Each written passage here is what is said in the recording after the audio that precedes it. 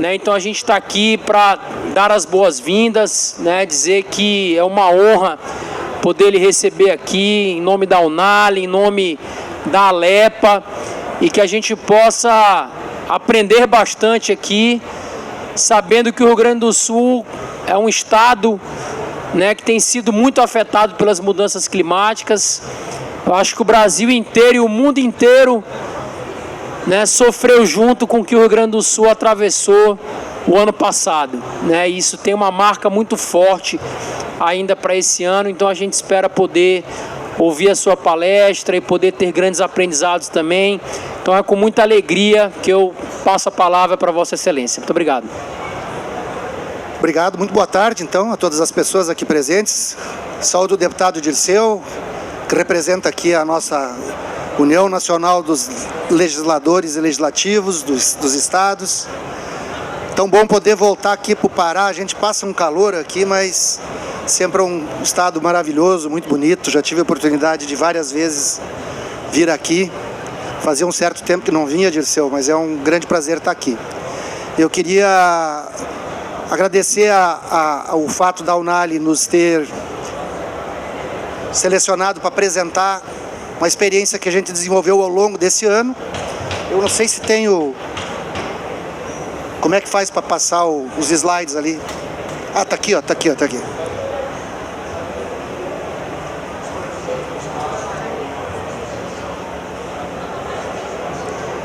Ok. Então vou tentar rapidamente aqui passar para vocês a experiência que a gente construiu ao longo desse ano 2025.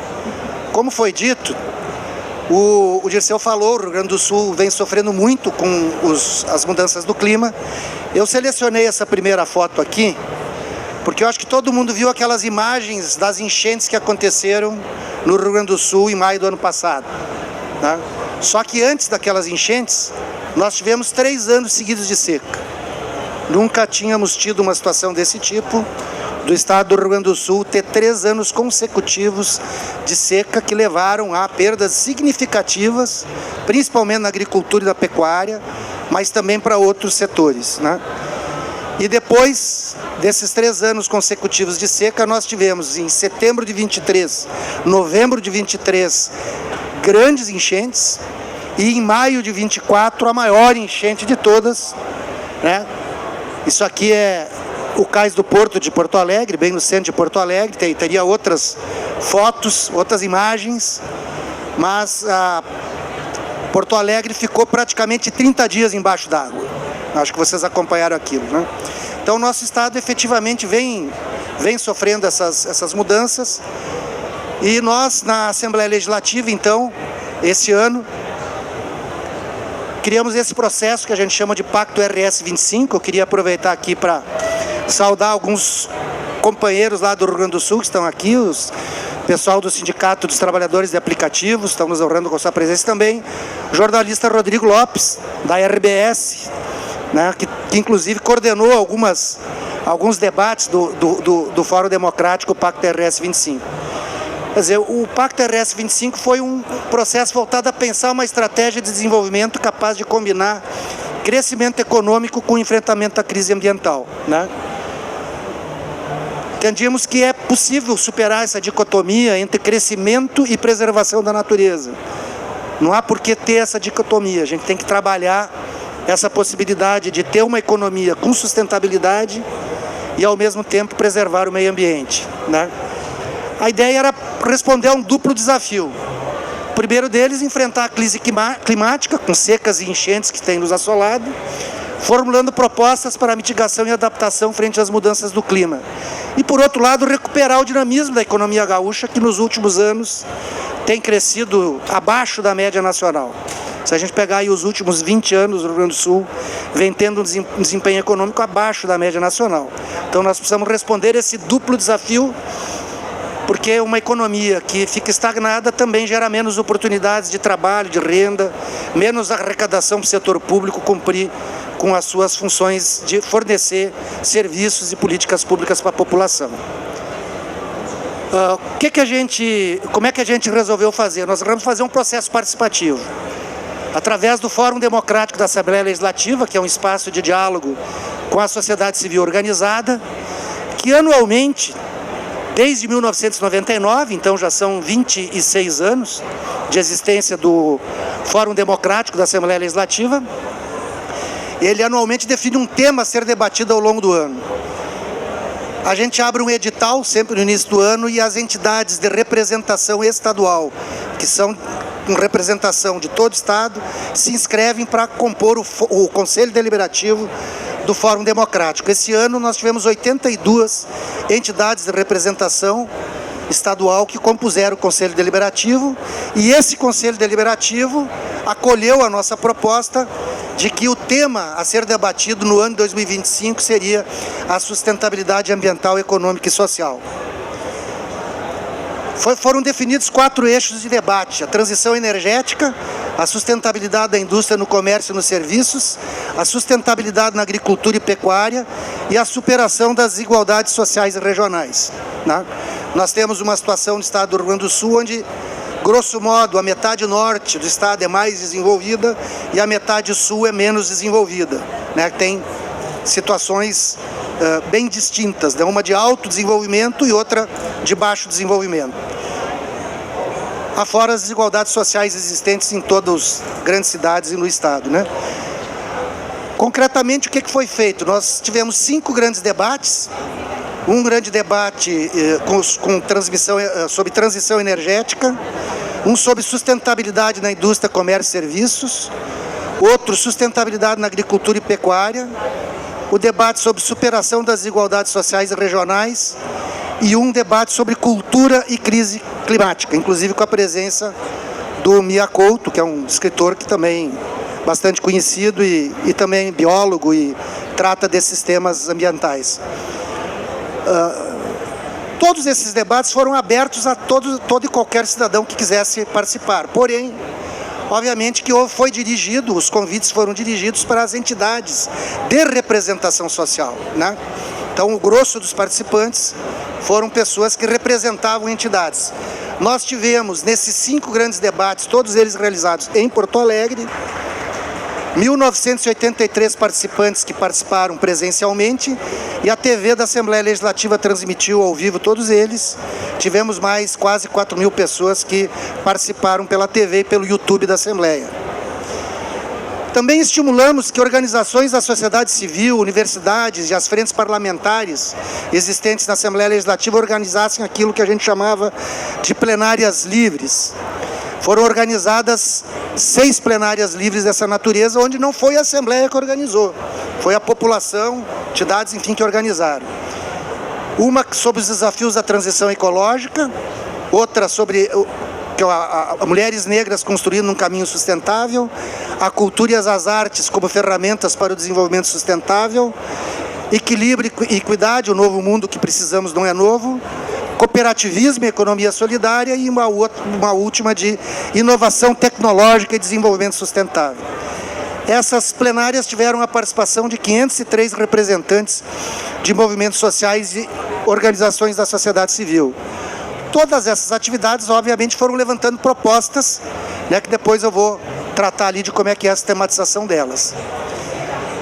Fizemos 9 seminários regionais. O Rio Grande do Sul tem 9 regiões funcionais de planejamento, né? Então, nas 9 regiões funcionais de planejamento, nós fizemos seminários regionais para discutir o desenvolvimento daquelas regiões. São regiões diversas, algumas são regiões mais industrializadas, outras regiões têm maior peso da agricultura, da pecuária, mas enfim, cada região com a sua característica discutiram os seus temas em torno dessa questão da sustentabilidade.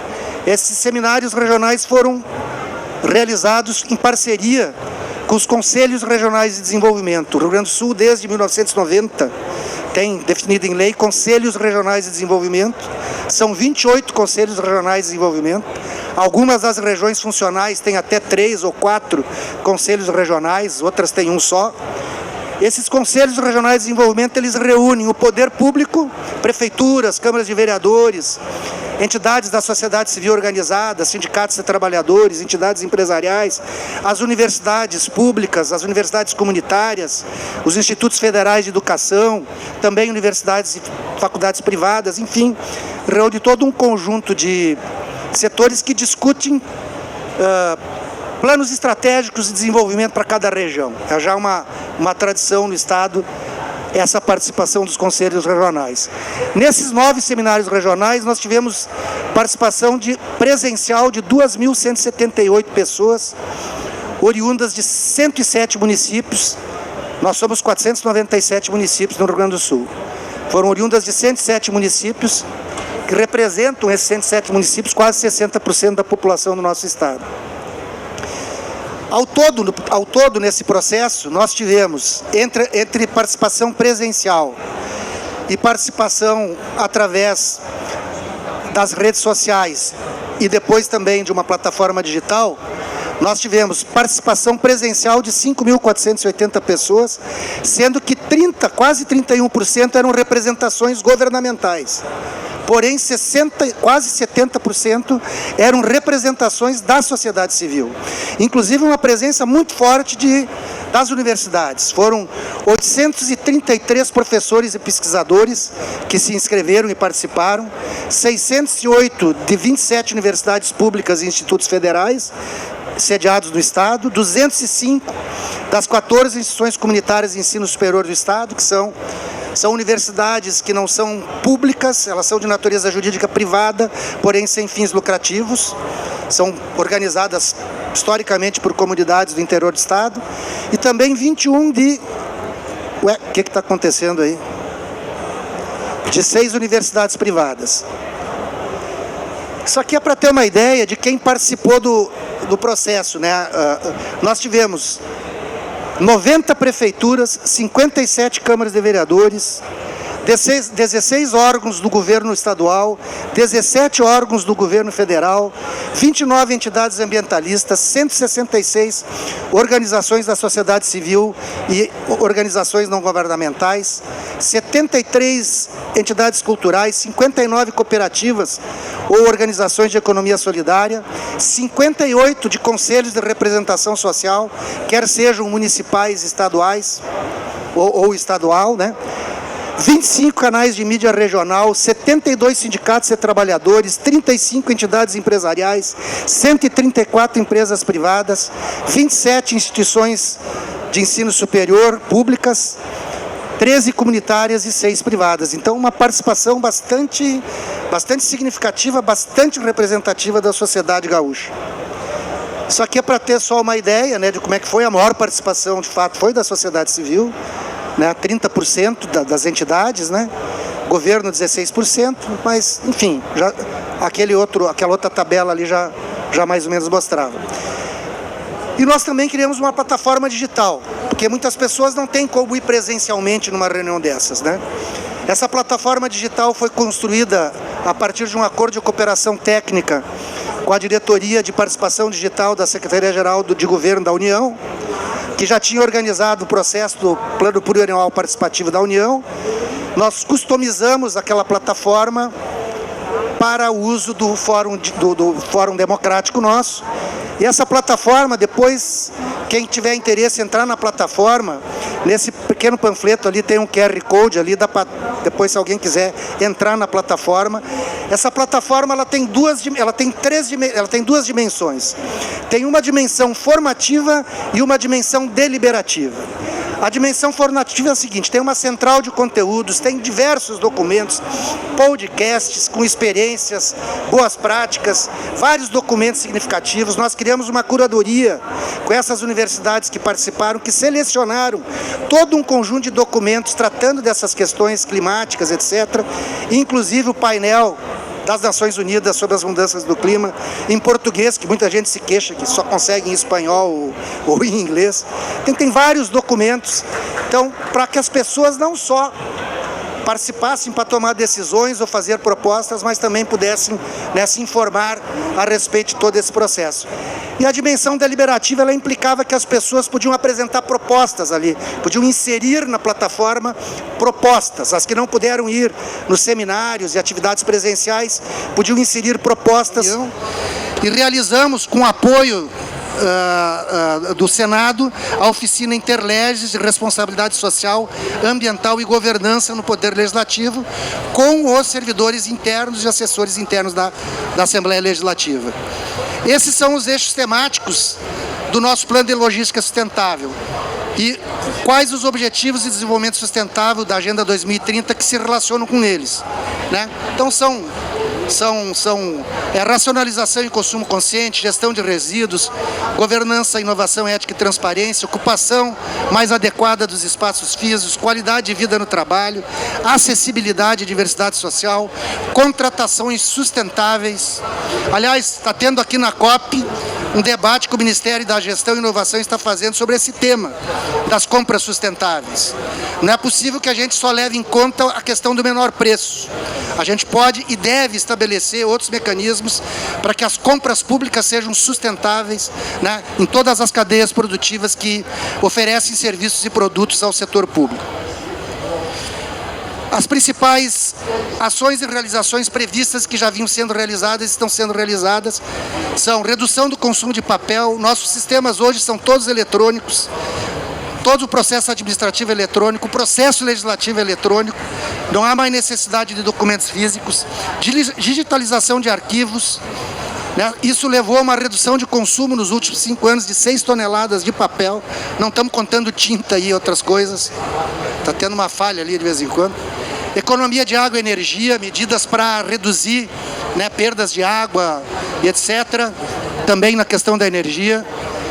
A gestão sustentável dos resíduos, separação adequada do lixo, retomada da coleta seletiva, que inclusive depois manda os materiais recicláveis para cooperativas de recicladores, construção de uma composteira para os resíduos orgânicos, que serve depois para adubação do jardim interno da Assembleia. Colocamos um meliponário no jardim interno para ajudar, são as abelhas sem ferrão nativas, né, para ajudar na polinização. Implantação de pontos de coleta de materiais diferenciados e uma distribuição de kits de sustentabilidade, ecobag, garrafa d'água e xícara, para reduzir esse negócio de ter um monte de bombona de água, garrafa de água mineral, plástico, etc, etc. Tem uma grande redução, né, já disso, graças aos kits de sustentabilidade que todo mundo dentro da casa está estimulado a usar. Uma maior eficiência no uso de recursos. Nós estamos substituindo os veículos próprios da Assembleia por veículos locados híbridos, né, com melhor pegada de carbono, consequentemente. Nós estamos agora, dia 17, nós temos a licitação, o edital aberto para aquisição de energia no Mercado Livre, com contratação de energia certificada como energia renovável, e também essa questão de educação ambiental e logística reversa, né? Tem toda uma parte também de qualidade de vida no trabalho, com os servidores da Assembleia, né?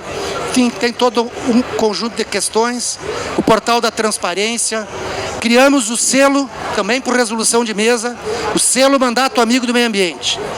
Nós definimos algumas métricas e os mandatos, os gabinetes de deputados que ficarem abaixo dessas métricas receberão o selo do Mandato Amigo do Meio Ambiente. Tudo no sentido de economizar recursos, né, e contribuir para o meio ambiente. E, bom, as contratações sustentáveis e a capacitação também, né, para isso. Então, eu acho que era isso. Muito obrigado, tá? Quem quiser aprofundar ali, tem 2 QR Codes, né? Tem o QR Code da plataforma digital e tem o QR Code também do Plano de Logística Sustentável, se alguém quiser ver na íntegra o Plano de Logística Sustentável. Obrigado, Dirceu, muito obrigado pela tua contribuição aqui também. Adão, tu quer dizer alguma coisa? Posso passar para o meu colega? Adão, por favor. Bem. Muito boa tarde a todos e todas. Primeiro, dizer da alegria e da satisfação de estar aqui no Pará, cumprimentar o nosso presidente, Pepe Vargas, que é uma grande figura que eu tenho como referência na política, foi nosso ministro e agora está na condição de presidente da Assembleia Legislativa.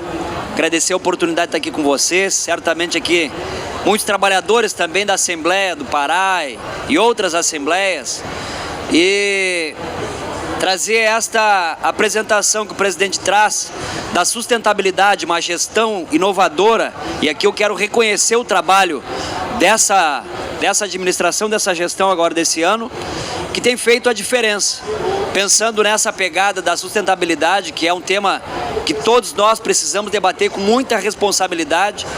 E aproveito o espaço aqui, presidente, muito brevemente, para trazer um projeto de lei que nós apresentamos lá na Assembleia e que foi aprovado ainda no primeiro ano do nosso mandato e que virou, de certa forma, uma referência, que já tem 7 assembleias do Brasil que pediram cópia dessa iniciativa, que é sobre o tema da agricultura.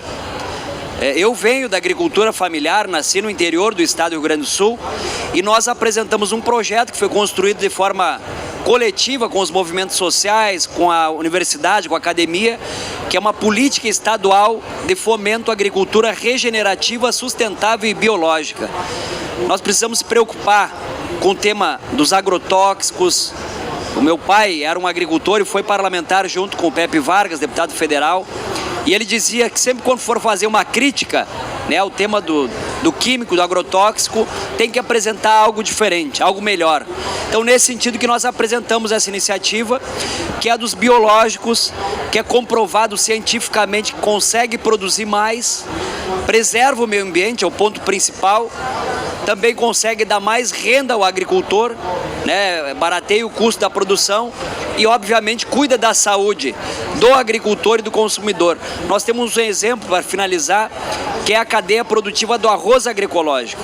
O Rio Grande do Sul hoje é o maior produtor de arroz agroecológico da América Latina. Nos territórios de reforma agrária, o Pepe, que foi ministro do MDA, sabe muito bem, e lá nós temos uma produção que já é baseada nessa tecnologia que é dos bioinsumos. Ou seja, consegue dar mais renda para o agricultor, preserva o meio ambiente, não utiliza uma gota de agrotóxico e cuida da saúde do agricultor. Então, nós sabemos que o alto índice de câncer no Brasil e no Rio Grande do Sul, obviamente, está baseado muito na questão do químico, do agrotóxico. Então nós precisamos oferecer alternativas. E essa é uma iniciativa viável, só que para isso nós precisamos de recursos, política pública, investimento do Estado.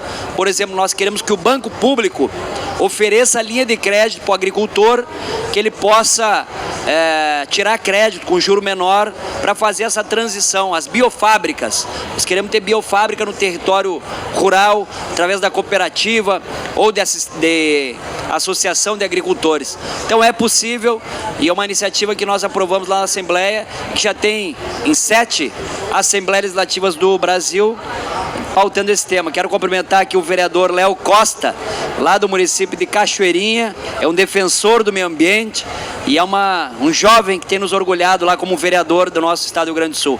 Então, muito obrigado, parabéns aqui pela oportunidade, agradeço muito por estar junto com vocês. Muito obrigado, deputado Adão, deputado Pepe. Queria fazer aqui alguns cumprimentos especiais. Nosso companheiro, deputado Jório Oeiras, lá do estado do Amapá, que também é unaliano, que também é do Parlamento Amazônico. Cumprimentar aqui o nosso deputado Irã Lima, que é o líder de governo aqui, nosso prefeito de Peixe-Boi, prefeito Neto, pioneiro, presidente da Coab, obrigado pela presença. Já foi presidente da Alepa, ex-prefeito de Ananindeu, a Nilma, que também já foi deputada, prefeita, hoje é ouvidora. Então tem um público muito seleto aqui. Mas eu queria, Pepe, parabenizar esse pacto pelo Rio Grande do Sul, principalmente no que diz respeito à forma democrática e participativa que vocês vêm conduzindo o processo. Seja nos momentos presenciais que vocês construíram e também através dessa plataforma digital, porque eu conheço a realidade do Rio Grande do Sul e às vezes quem está distante da capital tem vontade de ir a uma plenária, mas ele não tem as condições. E se ele tem uma plataforma, ele consegue se manifestar, né? E eu vi aí a parceria Eu vi a parceria com o governo federal, né? E acho que o governo federal acertou muito em usar essa dinâmica no PPA participativo, no início desse terceiro governo Lula.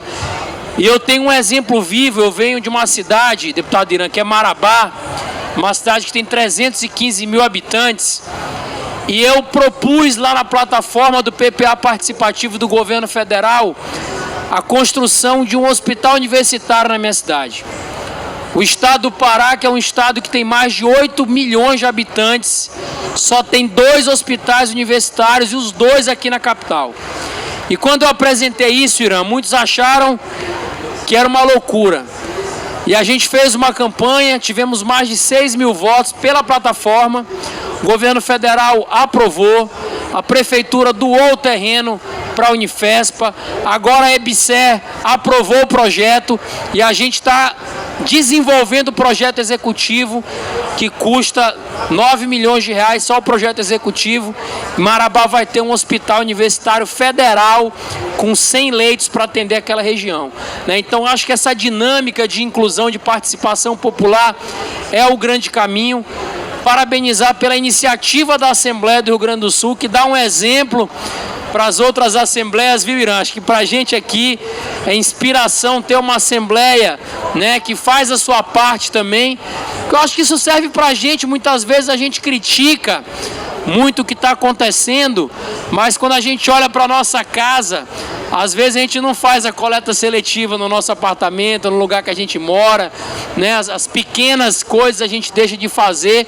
Eu acho que é legal os parlamentos também caminharem nessa linha de poder fazerem esse processo de redução de papel, né, de redução, enfim, de outros materiais que acabam se tornando materiais poluentes. Mas eu queria, antes de acabar, abrir aqui para quem quiser, como nós fizemos de manhã, que foi um debate muito bacana. E aí eu volto a falar, Adão, tu que chegou depois, que para mim o que encanta na Unali é esse compartilhamento de informação. Tu trouxe aqui uma legislação muito bacana. Hoje de manhã nós tivemos aqui a participação do deputado Marquito de Santa Catarina, que ele também compartilhou uma iniciativa dele na linha da compostagem, porque ele trabalha com essa perspectiva da agroecologia, né? Então a gente já tem aqui só num dia 2 iniciativas que já são realidades em estados importantes e que já são referências para outras unidades da federação também, né? Então eu queria abrir aqui, se alguém quiser fazer uma pergunta sobre o painel pro Pepe ou pro Adão, enfim, quem quiser fazer um comentário, uma fala, antes de eu passar aqui para o nosso cerimonial, fazer o encerramento e passar para a condução do próximo painel. Alguém gostaria aqui de fazer uma fala? Jori, vem para cá, deputado. Deputado que já está meio indígena aí também, né? Isso aí. Obrigado, Disseu. Saudar em nome de Disseu todo o parlamento estadual daqui do Pará. Presidente Pepe, e saudar aqui e dizer que é uma honra do Iapoque ao Chuí lá com vocês. Estaremos lá agora esses dias lá na Unali, que vai ser lá o nosso encontro. Servidores da casa, importante, nossos servidores da Unali que se encontram presentes aqui também. É uma honra estar aqui participando da COP 30, COP de Belém do Pará, COP da Amazônia, COP do Brasil, a COP que a gente vai discutir e reclamar também, né? Não só discutir. Ontem houve um pequeno evento mais importante da democracia. Graças a Deus vivemos numa democracia e podemos nos colocar para fora tudo que a gente assim pretende. Mas nós, Poder Legislativo, temos um poder fundamental, é um poder basilar da democracia, e que nós recebemos essa demanda, e cada demanda de cada companheiro deputado que vai surgindo ideias que nós vamos replicando nos outros estados, e às vezes se transforma numa grande ideia e vai para o Poder Federal. E assim, eu tenho uma lei que eu me orgulho muito, não está dentro da área ambiental, mas é importante, que é uma lei de proteção, que está replicando também em vários lugares, de proteção ao crédito à pessoa idosa.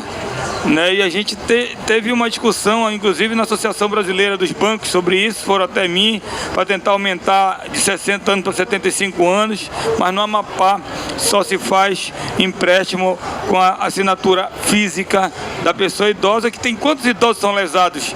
Não só no Amapá, no Brasil inteiro, por falta de conhecimento da leitura, né, semi-analfabeto, principalmente na nossa região aqui nós amazônidas. Então são correções que nós, o parlamento, vai fazendo. E Dirceu, deputado Dirceu, está aqui para mim, me considero, aqui a gente, o Amapá e o Pará é muito próximo, tem uma irmandade, até a linguagem é muito parecida, não é isso, mano? A linguagem é muito parecida, a nossa alimentação também, base. Eu acabei de tomar um açaí com peixe frito, né? Agorinha. Então a cultura da gente é muito próxima. A gente não toma chimarrão, mas o açaí aqui não falta na mesa, todo dia. E para terminar, dizer que nós possamos daqui da COP levar as práticas. Eu escutei hoje, eu estava em 2 palestras de educação hoje, inclusive com o ministro Camilo, hoje pela manhã. E estava a secretária, inclusive de lá do Rio Grande do Sul, a secretária de Educação do Rio Grande do Sul, e estava a secretária de Educação do Estado do Amapá também. Do Pará também. E do Pará também.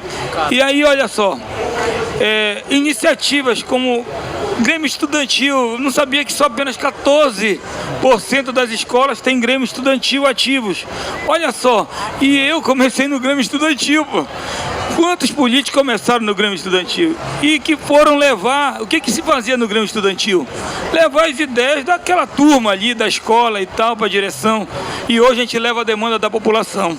E a demanda mundial, porque eu vi ali um gringo falar, a Amazônia é um patrimônio mundial, mas olha, debaixo dessas árvores aqui vive um povo que precisa, tem muitas necessidades, e nós, amazônidas, brasileiros, temos também que ter essa noção do grande patrimônio que é a Amazônia. E às vezes a gente não dá pé, não toma consciência porque a gente está aqui debaixo, está aqui, né? E eu convido cada um de vocês que está participando da COP, vamos levar a COP junto com a gente e as práticas que vêm sendo difundidas aqui para as nossas próximas gerações. E esse é o nosso dever, deixar muita coisa para os nossos filhos e netos. Muito obrigado, Deus abençoe o Pará, Deus abençoe o Brasil, Deus abençoe essa COP. Valeu! Jório, fica aqui para a gente fazer uma foto. Queria chamar o deputado Irã aqui também para vir com a gente aqui, para a gente fazer a foto final. Fica aqui o Pepe, o Adão. Eu queria só aqui, antes da foto, fazer um convite em nome da Unali, da nossa presidenta Tia Ju. Nós vamos ter pela primeira vez a Marcha dos Deputados Estaduais do Brasil a Brasília. Nós nunca tivemos essa iniciativa e nós somos mais de 1.000 no Brasil. Está aqui o prefeito Neto de Peixe-Boi, ele sabe que todo ano tem a Marcha dos Prefeitos, já é cultural. Nós vamos ter agora a Marcha dos Deputados Estaduais, porque nós temos muitas reivindicações a fazer ao Poder Executivo, principalmente ao Congresso. Nós temos uma PEC tramitando no Senado, que trata das nossas prerrogativas e capacidades legislativas que a Constituição de 88 nos tirou, e nós queremos que seja devolvida algumas prerrogativas, que muita coisa a gente não legisla porque a capacidade legislativa ela é exclusiva da União. Ou qualquer coisa que tenha faro de despesa, a gente também não pode legislar. Então a gente tem mãos atadas para muitas pautas e temas importantes da sociedade. Então, dia 24 e 25, agora de novembro, depois da COP, a gente termina a COP e vai marchar em Brasília com a nossa pauta parlamentar estadual, junto lá com as unalianas e os unalianos, tá certo? Então, muito obrigado, parabéns aos painelistas, né? Viva o Poder Legislativo Estadual, viva a Unali, obrigado.